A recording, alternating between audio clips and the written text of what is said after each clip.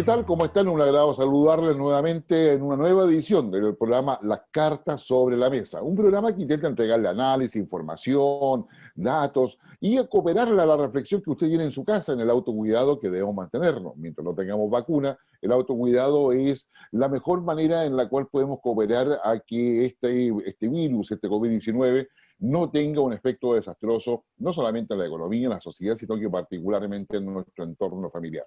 De tal manera que bienvenidos nuevamente, damos y saludamos hoy día a nuestros panistas estables, a don Gabriel, digamos, Gaspar. ¿Cómo está, don Gabriel? Muy buen día, muy buenas tardes, muy buenas noches, porque nos ven en distintos horarios de diferentes partes del país. ¿Cómo estás, Guillermo? Un cordial saludo a nuestro invitado y a Jorge. Y aquí, con la guardia en alto. Me parece. Don Jorge Tarú, ¿cómo está? ¿Va a ser candidato presidencial o no finalmente? Bueno, como dijo Pancho Vidal, somos precandidatos. Ya. Y lo que yo sí espero es que el partido no cometa los mismos errores del pasado, ¿no es cierto? Entre cuatro paredes, y ya sabemos cómo terminó la elección pasada. Tienen que ser primarias abiertas y, a mi juicio, inscritas en el CERVEL. Esa es la forma de hacerlo, porque algunos se llenan la boca diciendo que decida la gente, pero después quieren un arreglín de cúpula, ¿no es cierto?, y que se haga a mano alzada. No, eso ya pasó. Así que sí, voy a ser precandidato si es que son abiertas, que los ciudadanos puedan votar. ¿No? Sí, hemos vivido todo un proceso publicitario, digamos, claramente yo creo que es necesario pegarse a la institucionalidad democrática para fortalecerla, sin lugar a dudas. Exactamente. Sí, Pero a bien. algunos les cuesta mucho, a algunos, se llenan la boca que la gente decida, pero no les gusta que la gente decida. Esa es la verdad. Bueno, yo creo que ahí tenemos mucho que decir. Y tenemos un invitado especial porque la idea de este programa, vamos a tocar varios temas, pero en el segundo bloque nos vamos a dedicar mucho al tema vecinal, algo de relaciones internacionales, lo que ha pasado en Chile también, y las perspectivas. Pero en este primer bloque los quiero invitar a que hagamos una reflexión que nos parece a nosotros relevante desde el punto de vista nacional. Como bien sabemos, la Plaza Baquedano se ha transformado en un epicentro donde desde hace varios años ganar el Colo-Colo, ganar a la Chile, ganar a cualquier partido de fútbol se transformó en un lugar, en un espacio público de celebración, de reunión para poder manifestar no solamente las alegrías o penas por los resultados del fútbol o del deporte en general, o si ganaba la selección chilena, sino que también con el tiempo se fue transformando también en un centro y en un epicentro que congregaba a muchas personas a protestas y que termina afectando a General Baquedano. Estamos claros de que el espacio público, por su ubicación, es el ideal, pero sin embargo, la estatua de General Baquedano, una insigne figura dentro de nuestra historia de Chile, quedaba claramente afectada, y el debate que se instaló ya hace una semana atrás, y unos días que se ha mantenido incluso, es acaso se debe retirar o no este monumento. Voy a conversar, bueno, y para eso tenemos ni más ni menos que al director de la escuela, al director del Departamento Cultural del Ejército de Chile, al coronel Eduardo Villalón. Coronel, un agrado tener nuestro programa y muchas gracias por aceptar nuestra invitación. Muchas gracias, pues. Muchas gracias a usted y un agrado en participar en su programa.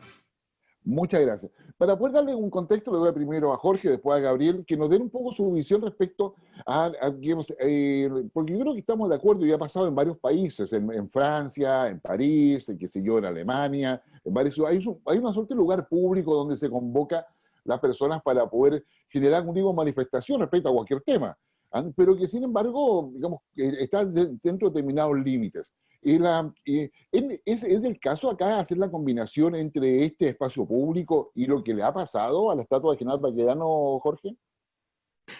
Mira, a ver, lo que hemos visto en Estados Unidos respecto a monumentos, etcétera, han sido particularmente gente que se tenía un monumento y que habían sido esclavistas, ¿no? O sea, un rechazo a lo que fue la esclavitud.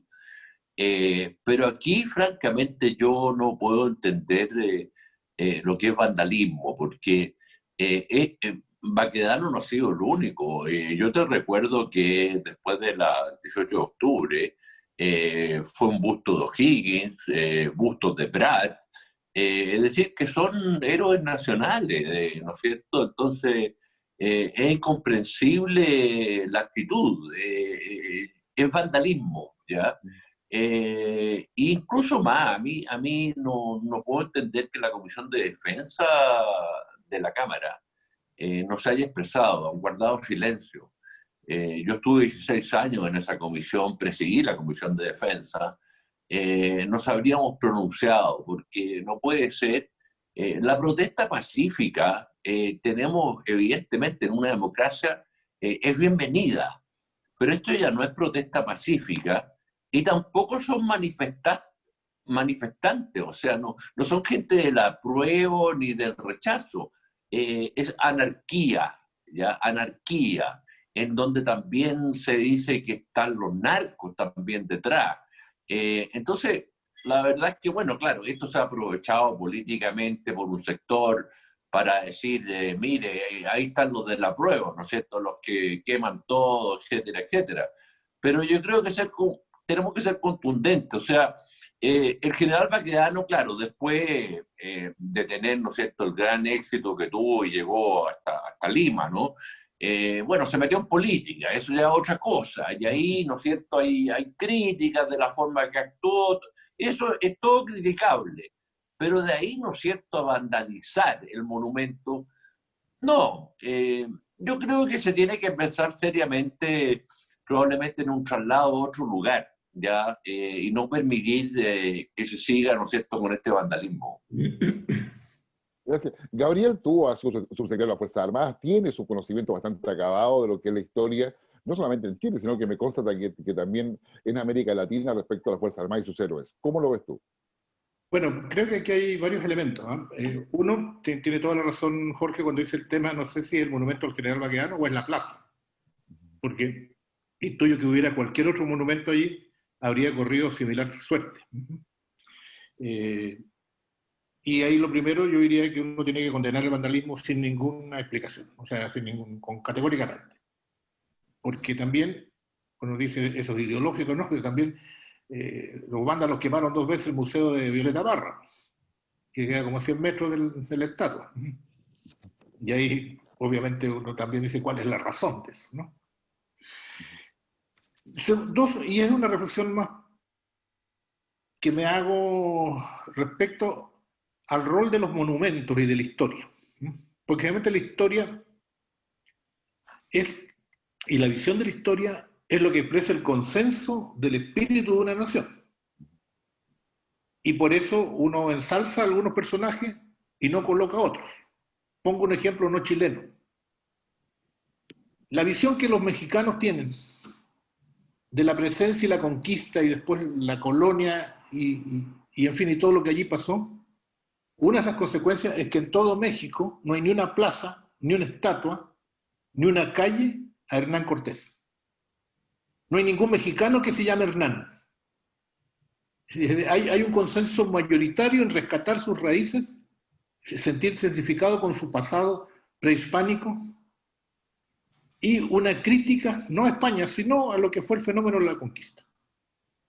Entonces, por eso los mexicanos se asombran mucho, ¿no?, cuando vienen aquí delegaciones de todo tipo y los llaman a la plaza y dicen, ¿y por qué tienen a Valdivia ustedes? ¿Por qué no tienen a Lautaro?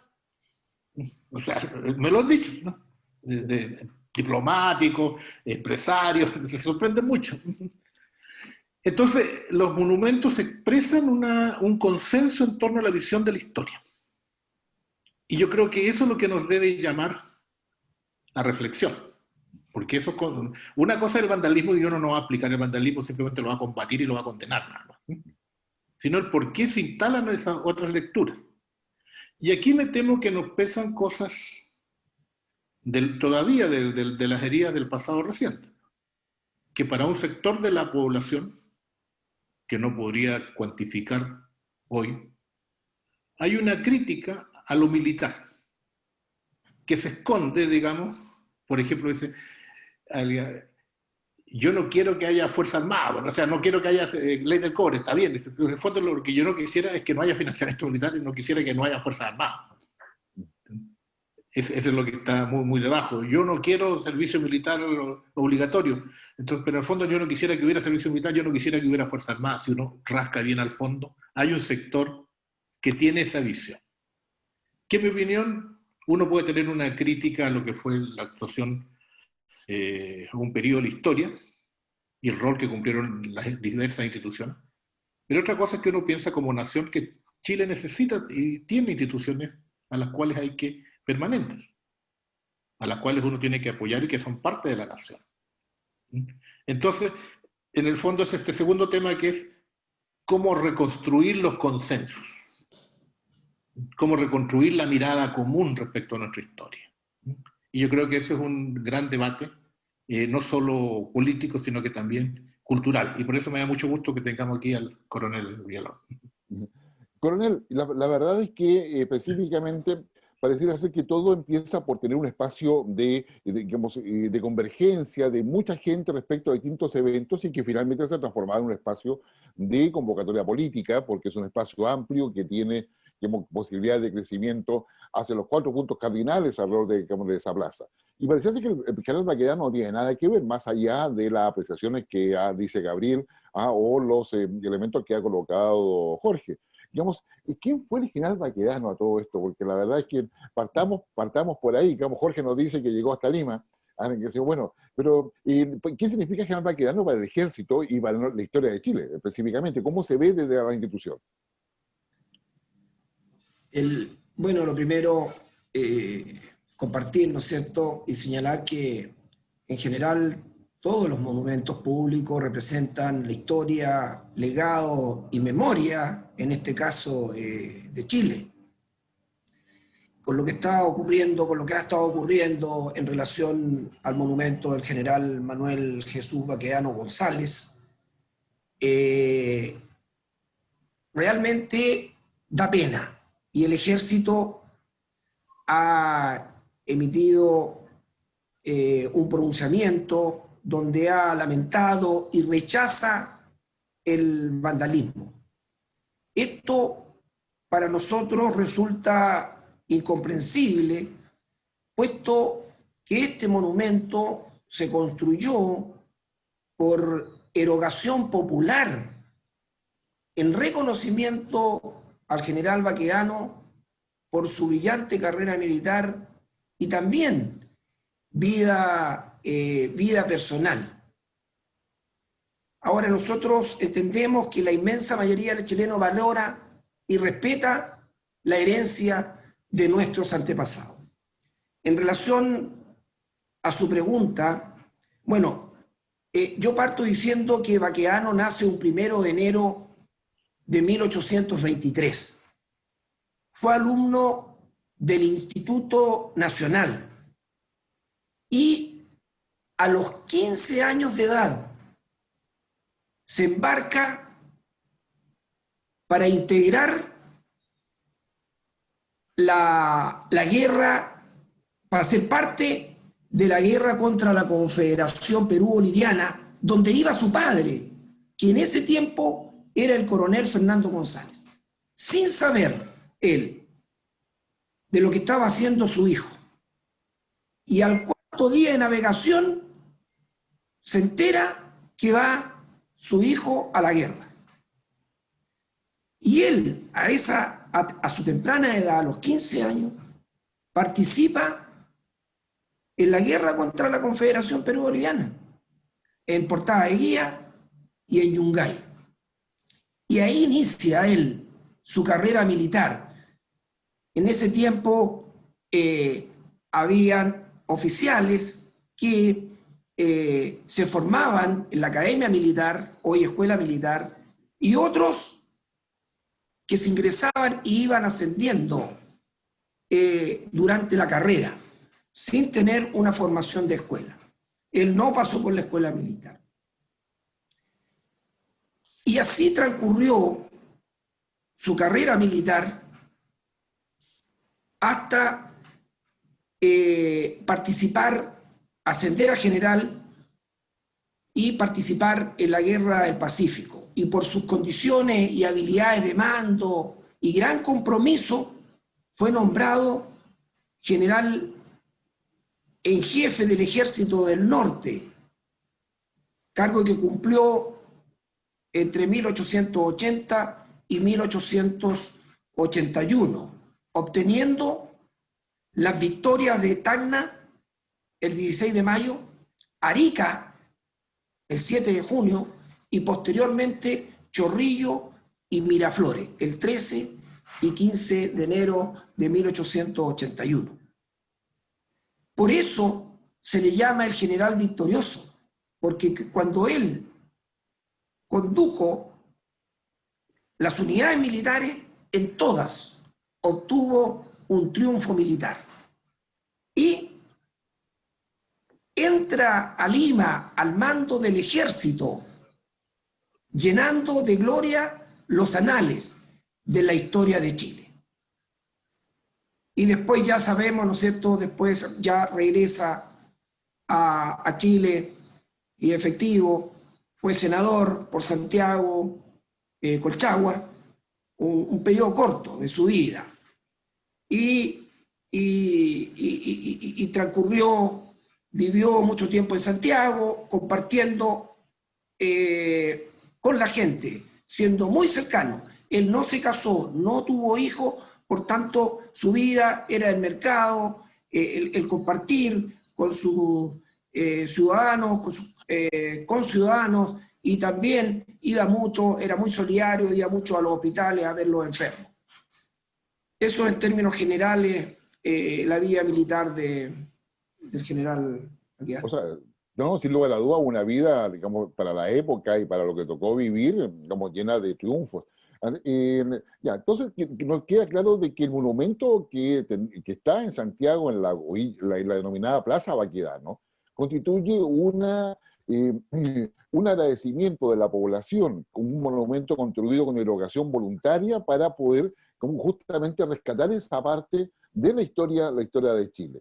Conforme eso, digamos, Gabriel, ¿tú crees que habría que sacar el monumento de ahí o mantenerlo? Porque finalmente ha sido parte de ese debate, en virtud de este significado histórico. Deberíamos sacar todos los monumentos que pueden ser en el que algunos grupos minoritarios de alguna manera, digamos, rechazan como parte de la tradición o el legado. ¿Cómo se ve de esa manera? Bueno, mira, yo creo que no... ¿Perdón? No, está bien, Jorge, dale. Vale. Por favor, no te vamos a cortar la inspiración. Dale nomás. ¿Le diste la palabra a Gabriel? Sí, bueno, pero está bien, empezaste, dale. No quiero ningún conflicto con el Partido Socialista, así que por favor. Bueno, yo no milito en el Partido Socialista, mi querido Jorge. No te creo. Sí, hace un tiempo, sí. Ya, yo después le invito a que se pongan al día, ¿ya? Yo después le invito a un café para que se pongan al día. Ahora vamos a quedar... Pero volviendo a tu pregunta, yo creo que hay un tema previo, y el tema el orden y la seguridad en la ciudad. Ya. Porque con ese criterio que lo que está en peligro hay que moverlo, debiéramos mover bancos, ¿cómo se llama?, relocalizar farmacias, supermercados, etc., ¿no? El tema es que hay alteración al orden público y hay que restablecerlo. Para eso existe el Estado de Derecho, existen las autoridades, existen las instituciones. Ahora, ¿por qué hay mucha gente en la calle? Porque todo el mundo ha dicho, porque hay protesta social, entonces hay que escucharla. Vandalismo va a haber siempre y eso hay que combatirlo, eso no tiene ninguna discusión. Entonces, creo que en este tema,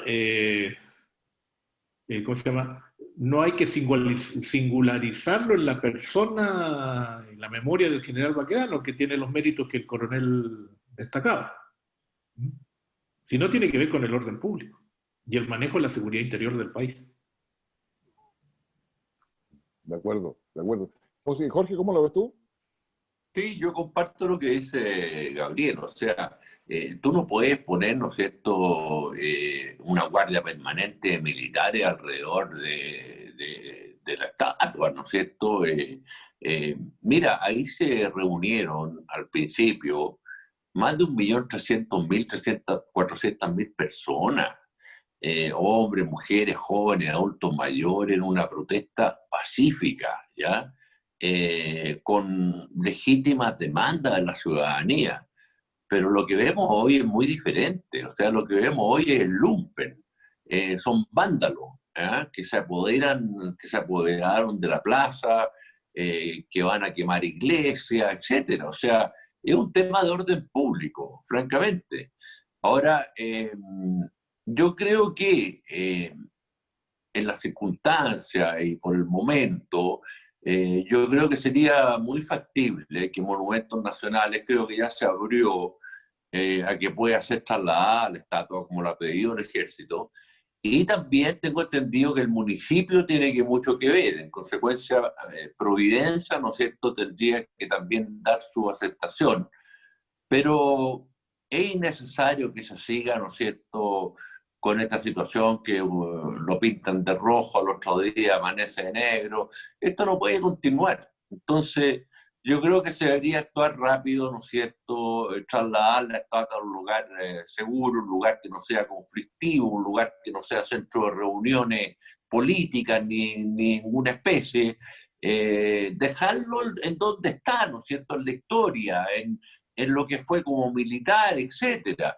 Te reitero, después se metió en política, ahí hay críticas, etcétera. Está bien, pues sí, siempre la política hay críticas y los políticos somos criticados, es natural en democracia. Pero otra cosa es su carrera militar, lo que él contribuyó en momentos difíciles para el país. Así que yo sería partidario, francamente, de aceptar la solicitud que ha hecho el Ejército de Chile para que sea trasladado a la brevedad posible, que no demore más esta situación, porque esto va a continuar. O sea, no es que haya pasado el 25 y de ahí se acabó, no, van a seguir con esto, porque ya se apoderó de la plaza el lumpen, ¿ya? Y eso no puede ser. ¿Gabriel? Sí, dos cosas. Uno, yo también recordaría que el tema no es la manifestación, porque si recuerdo el 8 de marzo, si recordamos, había miles de mujeres y no pasó nada. Sí, el tema es cuando esas manifestaciones degeneran o dan espacio para que se muevan estos grupos vandálicos. Yo me pregunto qué es lo que hace la autoridad para prevenir todas estas cosas. Pero me voy a otro tema que es más cultural. También nos habla esta situación de que tenemos que fortalecer los lazos de la cohesión cultural del país. Y eso pasa, entre otras cosas, por la educación. Entonces, cuando en los planes de estudio se elimina la educación cívica, y ahora hemos escuchado hace un tiempo que se quiere eliminar, por ejemplo, la historia, entonces terminamos, digamos, las nuevas generaciones no tienen ningún recuerdo, ninguna cohesión, ¿cierto? Incluso hasta con nuestra generación, digo, para muchos de las nuevas generaciones, los jóvenes que nacieron en este siglo, cuando uno le habla de que se dio el plebiscito del 88, lo miran raro porque dice que es como que a mí me hablaran de la guerra de Corea, es una cosa que pasó hace muchos años. Y por cierto tampoco tienen ninguna ni actitud, ni referencia, ni menos formación valórica. Entonces también habla de que es una sociedad democrática, plural, pero también es una sociedad informada. Y para eso la educación es una herramienta fundamental. Y la tecnocracia, de que solo hay que enseñarle a que la gente aprenda cosas para ganar plata, nos lleva a personalidades, ¿cierto?, de los winners, como le llaman ahora, que lo único que les interesa es su bienestar personal y no les interesa la visión de la comunidad a la que pertenece. Sí, sí. Así es. Bueno, ya vamos cerrando, coronel. La figura de no está ahí. El ejército está en la idea de poder mantener el monumento ahí, porque también ahí estaba, y digo, y por favor me corrige, la tumba del soldado desconocido, que entiendo que se trasladó a la explanada donde está a la tumba de Bernardo O'Higgins actualmente, frente al Ministerio de Defensa. ¿Ya? Pero, ¿cuál es la propuesta del ejército específicamente en ese sentido? Yo, quiero, antes de dar respuesta, a lo mejor también hablar un poquito de cultura, lo que decía don Gabriel. Los monumentos en general representan la historia, patria y la valoración del arte. No es solamente lo que representa, en este caso, Baquedano, sino que hay artistas que trabajan en la puesta en escena de un monumento. Y ahí yo quiero destacar al escultor que hizo esa obra, que es Virginio Arias, y también al arquitecto Gustavo García, que fue el que diseñó la base, el plinto de esa bonita obra que nosotros vemos en la Plaza Baquedano. En relación y que fue inaugurada un 18 de septiembre de 1828, es decir, hace ya 92 años. En relación al soldado desconocido que acompaña a esta obra, fue instalado en el año 1931. Ese soldado desconocido estaba en el cementerio general y se llevó para representar al pueblo que triunfó junto a Baquedano en la Guerra del Pacífico. Ahora, en relación a alguna propuesta, nosotros, el comandante en jefe del ejército, en el mes de enero de este año, solicitó formalmente al Consejo de Monumentos Nacionales un mayor resguardo y propuso, ante una eventual reubicación, el traslado a un lugar más seguro. Con lo que ocurrió este fin de semana, el ejército ya, ¿no es cierto?, sacó un comunicado donde rechaza la vandalización y estamos hoy día haciendo un estudio para formular una propuesta de una eventual reubicación, lo que por supuesto debe resolver desde una perspectiva técnica el Consejo de Monumentos Nacionales, que por ley tienen ellos la facultad. Ellos son los custodios de todos los monumentos nacionales.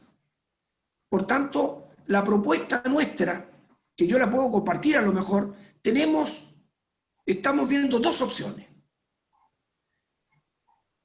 La primera de ellas, dejarlo, insisto, ante una eventual reubicación. La primera opción es dejarlo en el eje Alameda, que es la columna vertebral de Santiago, a un costado del Ministerio de Defensa Nacional, donde hoy se encuentra Manuel Bulnes, que fue un gran presidente de Chile. Pero originalmente Manuel Bulnes estuvo en el Paseo Bulnes. Esa fue la ubicación. Cuando se instaló este monumento en 1937. Y cuando en 1978 se saca Manuel Bulnes y se lleva a la actual ubicación, y ahí estaba Bernardo Higgins.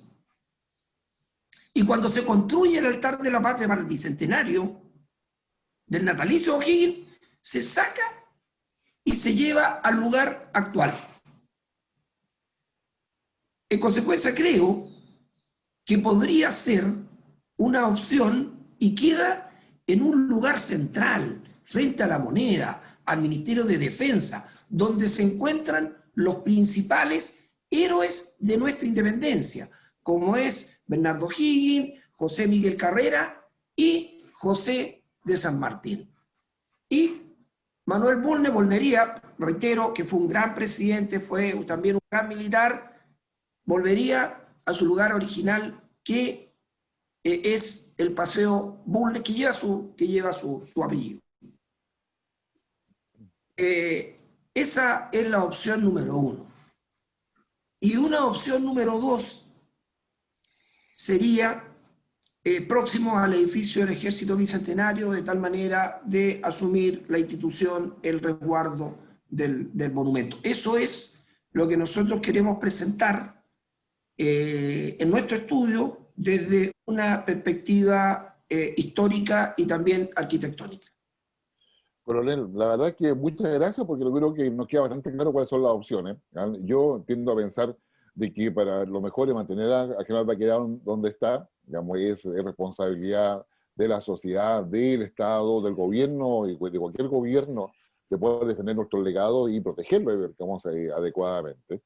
Más allá de que los lugares sean epicentros de reunión masivo sobre cualquier circunstancia. Hoy día resalta por lo político, pero antes resaltaba por un montón de otras cosas más que no tienen que ver con eso, hasta asociado a carreras de vehículos estaba eso. Así que, no, así que la verdad hay mucho que decir. Coronel, le agradecemos muchísimo su gentileza de acompañarnos en esta primera parte del programa. No, a ustedes le invitamos a que vaya a www.toto.cl, vea las mochilas, las maletas, los accesorios, preparándose para lo que puede ser esta recuperación económica, desconfinamiento y pueda viajar cómodamente pensando en que todo lo que es viaje en avión, digamos, mientras menos maleta lleve mejor, y eso requiere una cosa donde quepa todo. Pero a su vez también tenga presente de que si tiene algo de oro, quiere adquirir oro, pensando en los escenarios futuros de la economía mundial, sea en la economía de los bitcoins, de los blockchain, o la economía formal de las inversiones, el oro pasa a ser una buena oportunidad y alternativa. Joyería Auros desde Arica a Punta Arenas, www.joyeriaauros.cl. Vamos a una breve pausa y volvemos de inmediato. Ya volvemos.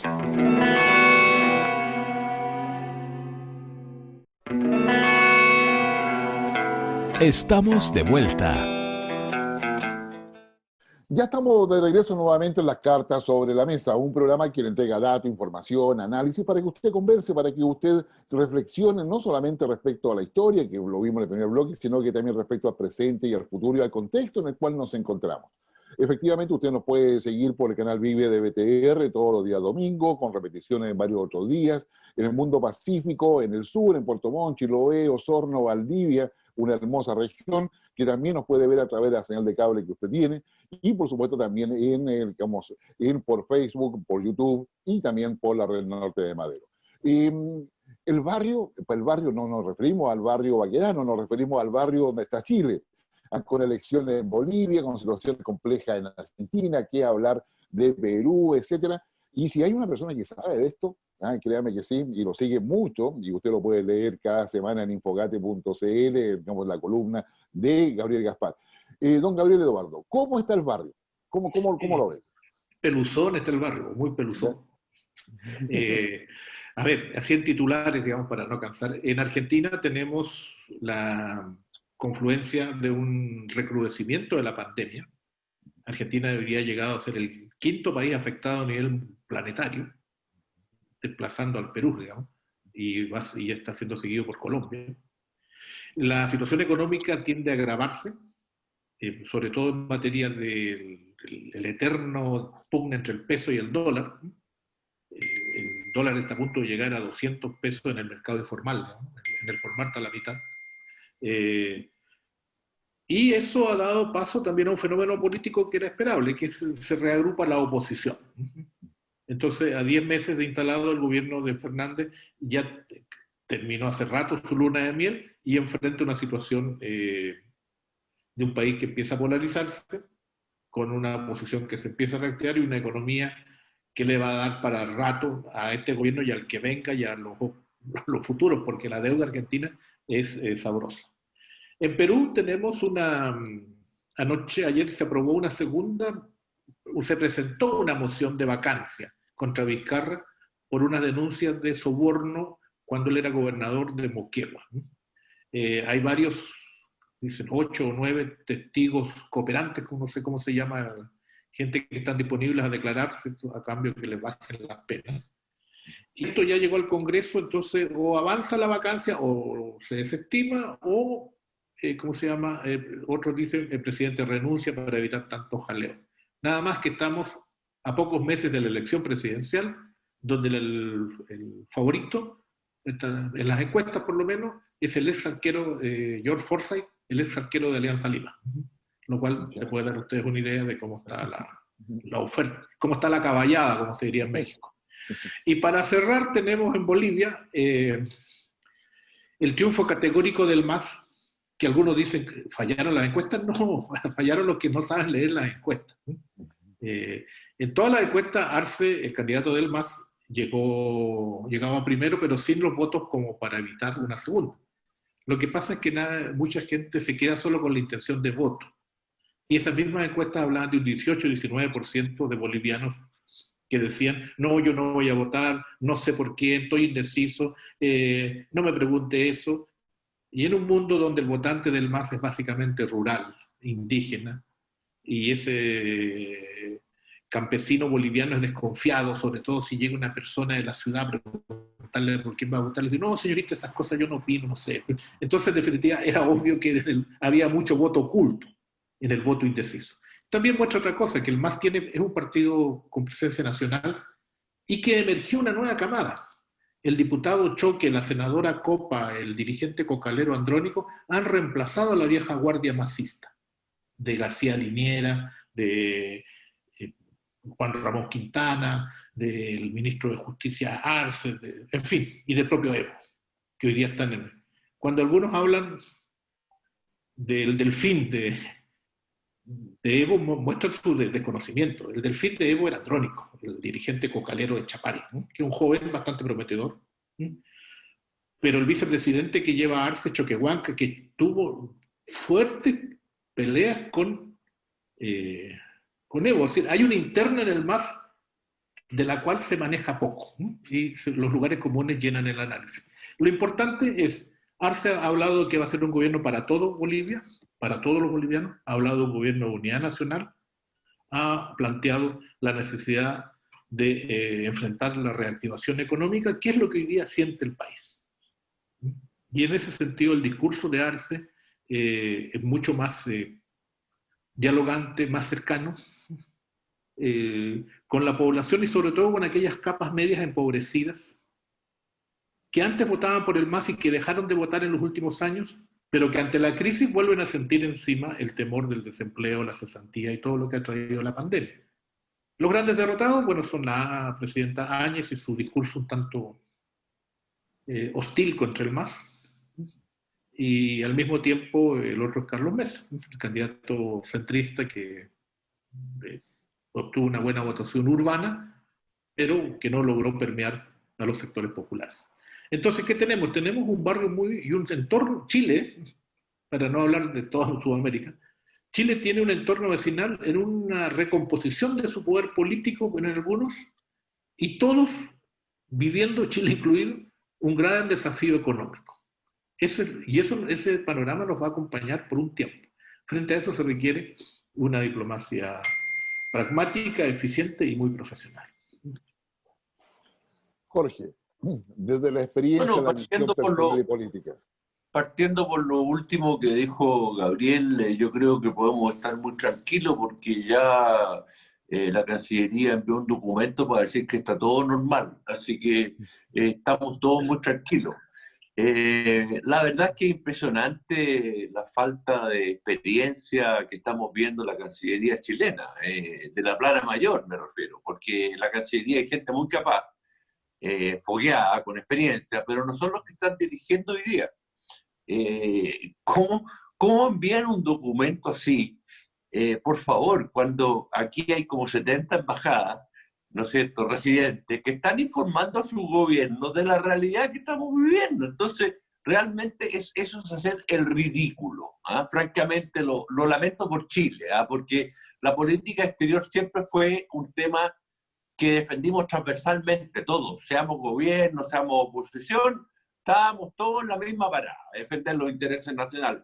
Pero cuando se cometen errores tan burdos como los que están cometiendo, bueno, Gabriel hacía un muy buen análisis de lo que está pasando en la región, pero nosotros estamos muy complicados también, pues, estamos muy complicados, porque aparte de lo que ha causado la pandemia, nosotros venimos desde octubre en adelante con lo que ha estado pasando, con un mundo político desordenado, sin liderazgos, digámoslo, el vacío de liderazgo ha sido tremendo, y vacío de liderazgo en la oposición, nadie se pone de acuerdo, peleas de cabros chicos, políticas de trinchera, y un gobierno que llega tarde a todo llega tarde.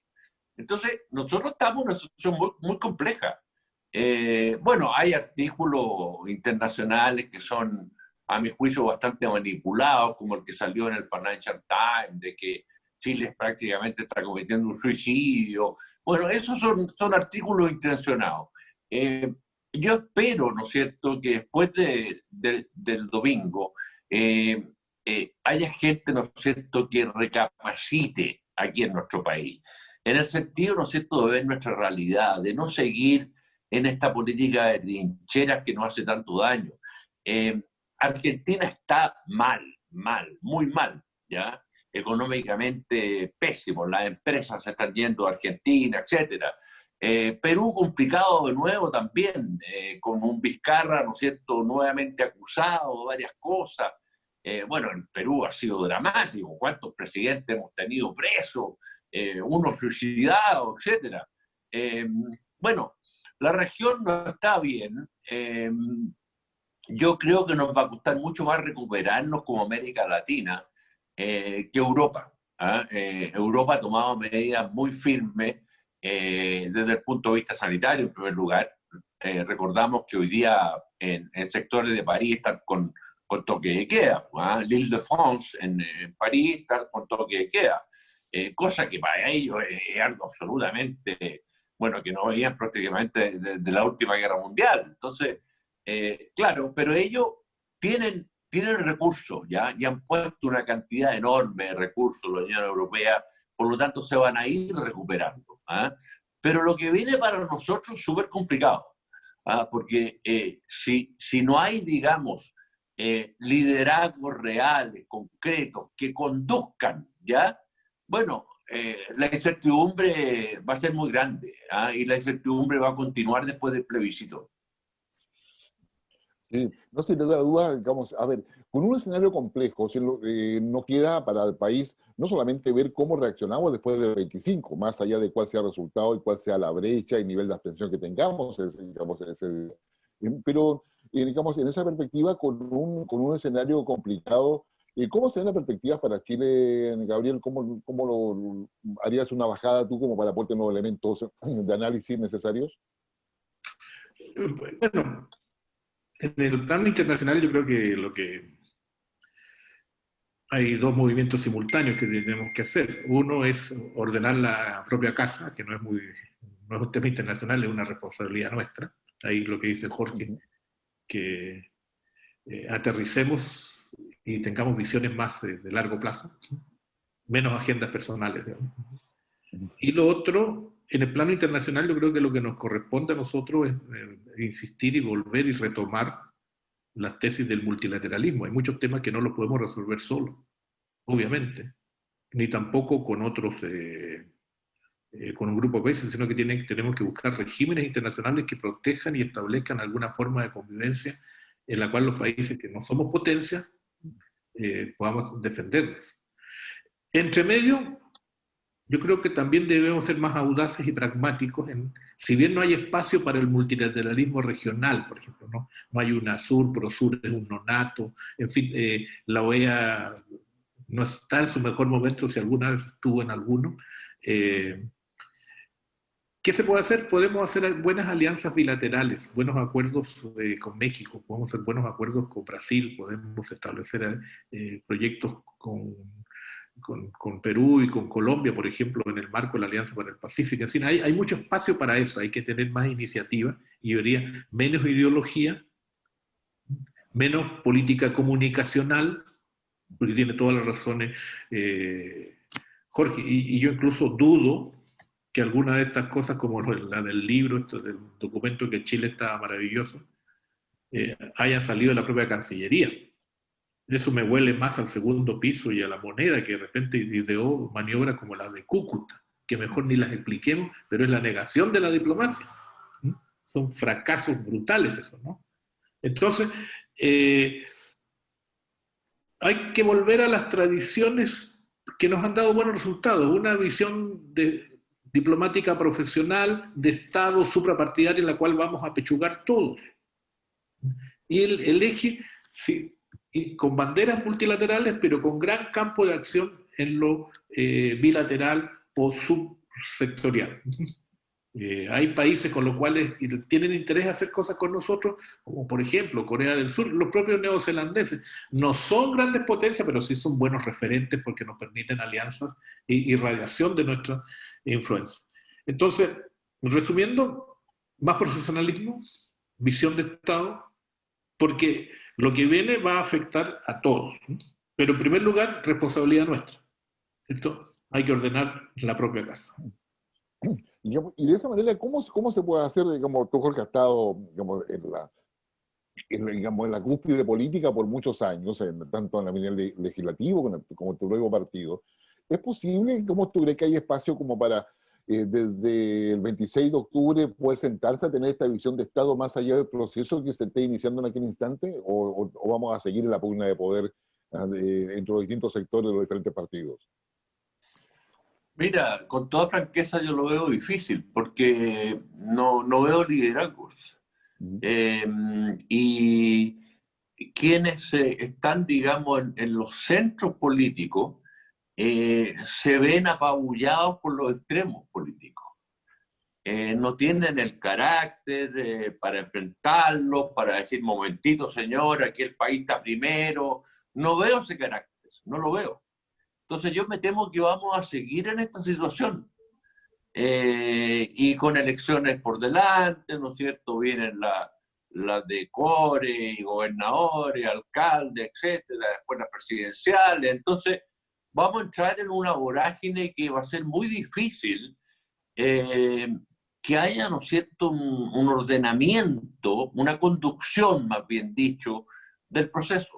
Entonces eso me preocupa mucho porque, reitero, el gobierno siempre ha llegado tarde a todo llega tarde, ¿ya? Yo sé que al presidente cuesta mucho convencerlo porque es muy llevado a su idea y muchas veces los ministros de buena fe le dicen al presidente tal cosa, pero él hace lo que quiere. El presidente lo conocemos como es su carácter. Entonces, a mí me preocupa la situación por delante, lo digo francamente, me preocupa. Me preocupa porque el nivel de la política ha decaído profundamente, profundamente.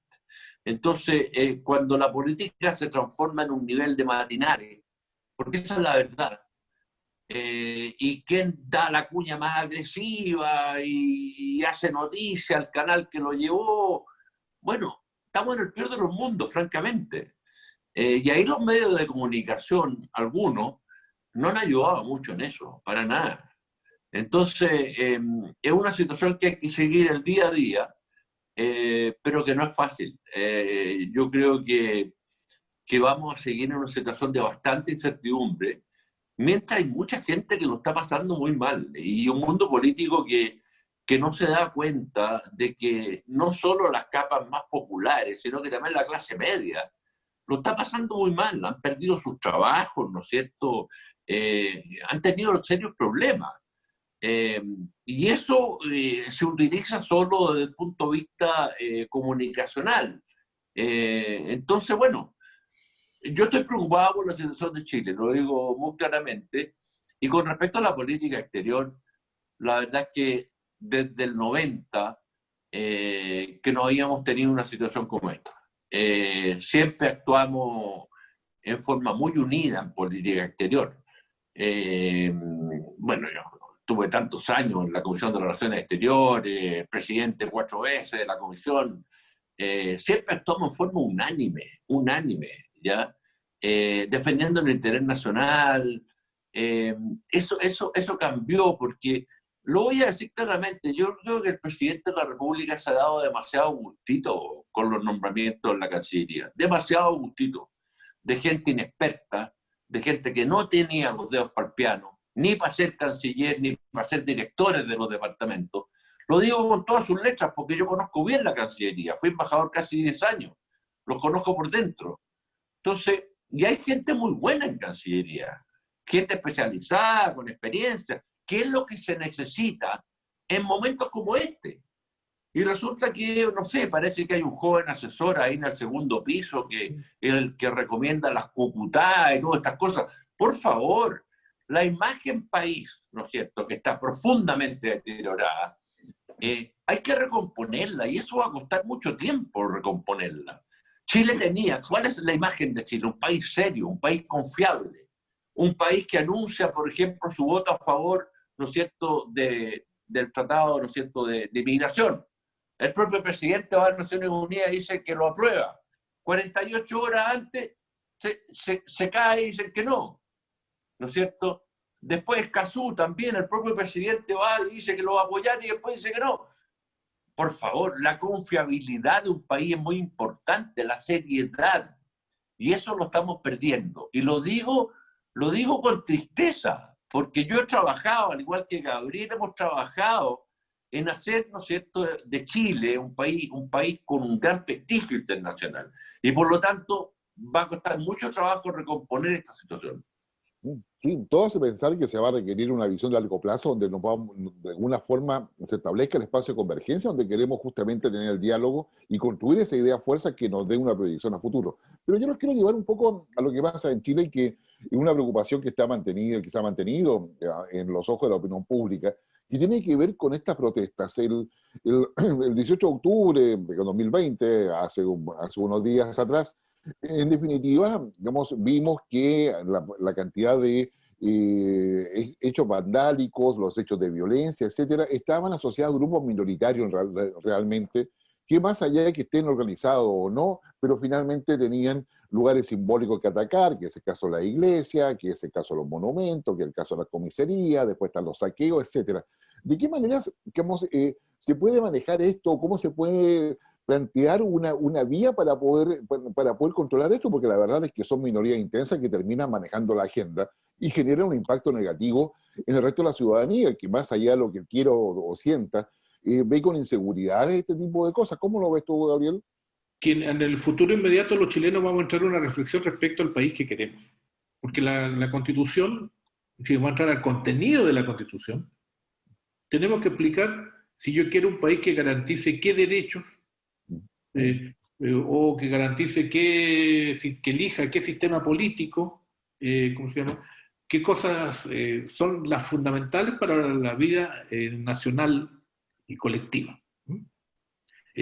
Por tanto, ahí no sirven los matinales. Ahí sirve el conocimiento, la experiencia y el profesionalismo. Ahí hay que meterle contenido a la... Ahí da lo mismo cómo vaya vestido una persona, si va con chaleco antibalas, en fin, da lo mismo. Lo que importa es lo que propone y si lo que propone es lo que necesita y interpreta la mayoría. Hay un elemento, claro, me va a decir, la Constitución ve los temas a largo plazo. ¿Cómo se resuelve la contingencia? La contingencia es súper claro. La población quiere certeza y seguridad. ¿De qué? De que va a tener empleo, que va a poder ya alimentar a su familia y que va a tener seguridad en su convivencia y que puede ir su hijo al colegio sin problema y que pueda abrir la cortina de su negocio sin drama. Y eso se llama buen gobierno. Buen gobierno que tiene muchas facetas. Por un lado hay que escuchar las demandas sociales. Hay gente que está en las calles porque está protestando por algo, hay que atenderlas. Hay que escuchar eso y llamar y convocar y reunirse y ver cómo enfrentamos este tema. Lo segundo es el vandalismo, y el vandalismo hay que enfrentarlo con policías y con actitudes preventivas. Yo, por ejemplo, hoy día, no sé si ustedes vieron, en un medio apareció de que una filtración, supongo que, de que la agencia de inteligencia habría advertido al gobierno en un par de ocasiones antes del 18 de octubre que se iban a quemar las estaciones de metro. No sé si es cierto el documento. Si fuera cierto, me pregunto, ¿y cómo reaccionaron las autoridades? Las dos cosas habrá que aclararlas, me imagino, porque de ahí, pues,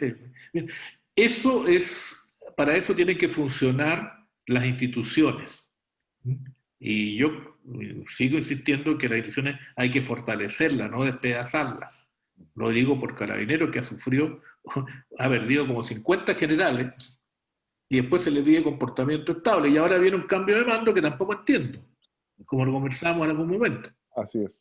Porque el mando de Carabineros actual es muy joven, tienen poca experiencia, tienen pocos años. A lo más tendrán 1 o 2 los más antiguos. Y si yo llamo a retiro a los generales e inspectores, que son los que tienen 2 años, me voy a quedar con un mando más joven todavía. Cuando la doctrina es al revés. Cuando un mando es muy joven, hay que encanecerlo, hay que asentarlo, que agarre, se empodere con experiencia. Entonces, eso se llama buen gobierno. Nuestra economía, ¿no es cierto?, que está debilitada, ya está debilitada, y por lo tanto, ¿no es cierto?, la confianza es esencial para que una economía tome vuelo. ¿Ah? Y si no hay confianza, tampoco hay inversión, ¿ya?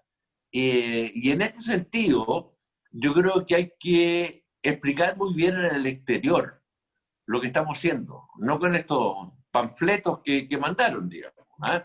Sino que explicar bien de que este proceso constitucional, ¿no es cierto?, va a ser por 2/3 las decisiones. Es decir, nadie se puede mandar un condoro cualquiera. Eso hay que explicárselo a la comunidad internacional, ¿ya? Para que haya confianza en Chile. Y no es lo que está haciendo la Cancillería. La Cancillería dice, no, si ya está todo normal y no se preocupen. No, hay que hacer un trabajo diplomático. Además, le encargan a nuestros embajadores al más alto nivel. Yo conozco los embajadores. Son muy pocos los que tienen acceso. Digamos las cosas como son. Ese documento, ¿dónde va a ir a parar? Al director de América Latina en la Cancillería, y ese director se lo va a mandar al jefe del escritorio Chile, y ahí va a quedar archivado. Esa es la verdad. Son pocos los embajadores nuestros que le piden audiencia al canciller y el canciller lo recibe. Muy poco, ¿ya? O que tienen acceso a los presidentes o a los primeros ministros. Serán un par de embajadores así nomás. Esa es la verdad. Entonces, todo esto que se ha hecho es comunicacional interno lo que ha hecho la Cancillería. Y a mí me parece que la política exterior no es para hacer política interna. Ese es un gravísimo error que se está cometiendo. Agradecerle a Jorge el aporte que siempre ha versado acerca con su experiencia, pero también con lo que es su propuestas políticas, y pensando que ojalá hayan primaria abierta, aunque ese es nuestro deseo para poder ver. Muchas gracias. Que decida la gente, como dicen en las cuñas, pero que sea real. Exactamente, y con Gabriel, que nos ha dado con toda la expertise que tiene, como esa radiografía de una Bolivia distinta a como se ve en el análisis del día a día en los medios de comunicación, y también la perspectiva nacional, donde también Gabriel tiene mucha experiencia. Así que muchas gracias, Gabriel, por todo ese aporte que le hemos dejado a todos quienes nos siguen a través de las distintas plataformas en todo el país. Muchas gracias a ustedes, nos vemos la próxima semana.